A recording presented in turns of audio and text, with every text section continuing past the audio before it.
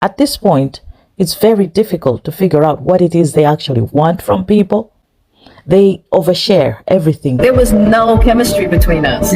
Even the whole entanglement issue with August. What was the point of bringing Will there and embarrassing him on the Red Table Talk for something that wasn't even an issue for them because they were separated anyway? 7 years.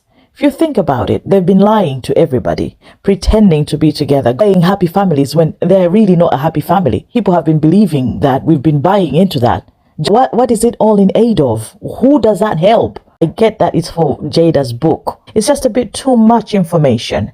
You know, it's worth respecting yourselves, your own lives. All this, I'm sure they had calculated everything and they knew exactly how much of a bombshell it will be. And this was all anticipated and it's all in aid of the book. But at the end of the day, where is the self-respect in all that? At what point do you stop and say, you know what, we need some dignity?